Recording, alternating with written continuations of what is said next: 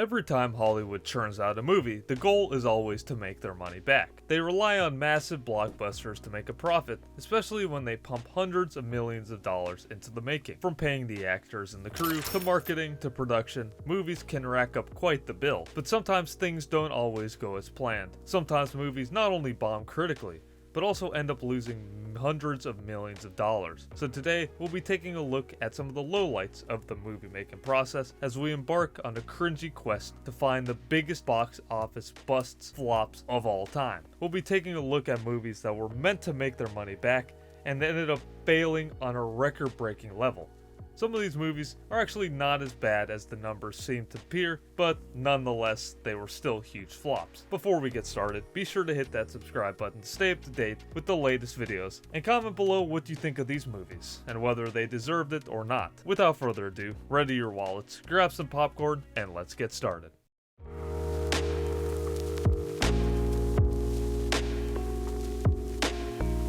First up, we have the 2002 comedy, The Adventures of Pluto Nash. The movie most famously starred icon Eddie Murphy as the lead. Set in the year 2087, the film follows Pluto Nash as he finds himself against lunar gangsters as they plan to take over the moon. This sci-fi comedy featured notable names like Rosario Dawson, Luis Guzman, Pam Grier, John Cleese, and other established actors. However, the star power was not enough to stop Pluto Nash from plummeting back down to Earth. The movie was absolutely destroyed by critics and audience members alike when it hit the scene, notoriously being known for being unfunny and boring. As a result, the movie failed miserably at the box office, only grossing a measly $7 million when it was made on a $100 million budget. Yikes. Director Ron Underwood later said that Murphy wasn't feeling that funny, and I quote, when the film was made, and that's quite apparent when you watch the movie. Next up, we have the 2010 romantic comedy, How Do You Know? With the likes of Reese Witherspoon, Paul Rudd, Owen Wilson, and even the legendary Jack Nicholson, How Do You Know was destined to be a Christmas comedy hit. The movie follows Reese Witherspoon's character Lisa as she finds herself in the middle of a love triangle and a bit of a midlife crisis. Speaking of crises, the movie ended up being a bland and heartless story that failed to resonate with the public. While it wasn't completely panned by the critics like Pluto Nash, it got mediocre reviews and fell flat at the box office. With its star-studded cast, the budget was around $120 million, but How Do You Know ended up grossing less than half of that, with only $48 million coming back worldwide. It's a shame to see such big names go to waste, especially the likes of Jack Nicholson. Next up, we take a trip over to Disney's side of the street with the 2012 action sci-fi movie John Carter. The movie follows Civil War veteran John Carter as he attempts to mediate unrest among the kingdoms of Barsoom.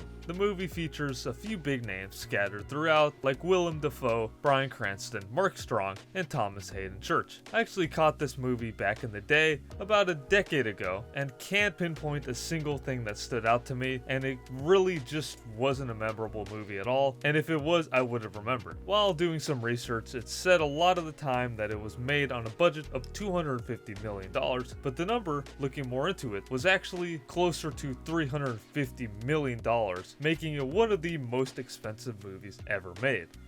The strange decision to pump that much money into a movie like this backfired incredibly on Disney, as the movie grossed around $284 million. Now I know what you're thinking, on paper that sounds really great, and that's a huge success, but in reality that's close to a $100 million loss for Disney and the studio. It's said that the movie utterly failed because of the marketing decisions made by the studio in light of the new studio executive team at the time.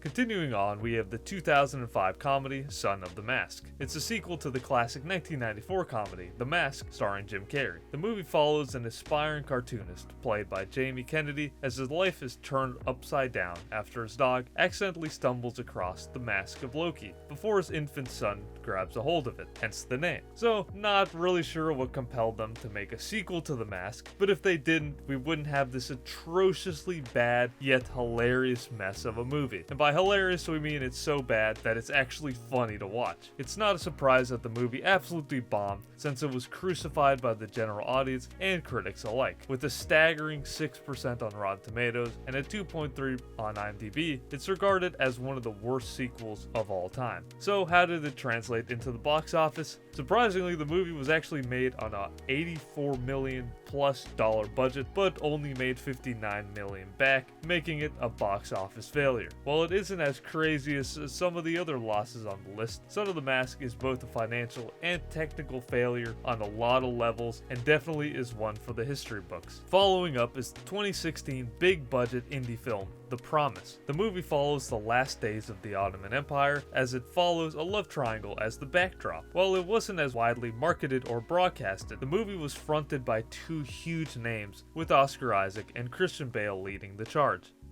The movie was made on a $90 million budget, all of which was donated by Armenian-American Kirk Kerorian. The movie is regarded as the highest budget film about the Armenian genocide. Kirk himself did not expect much of a return on the movie, and he was correct, as the movie unfortunately only garnered $12 million at the box office, making it a huge loss in the money department. The Promise is definitely one of the better quality and has more heart than some of the other movies on the list, but it is one of the biggest losses on this list. And finally, rounding off this long list of cringy losses, we have the 2011 animated feature Mars Needs Moms. The sci-fi adventure follows a young boy named Milo as he embarks on a quest to save his mom, who's been captured by aliens. The plot is unique to say the least, and with distribution by Disney, it could have been a sleeper animated hit. Unfortunately, this was not the case. The movie had very moderate star power, with Seth Green and Joan Cusack leading the charge, and when the movie dropped, it was met with pretty unfavored reviews from the critics and audiences alike. They highlighted the visuals, but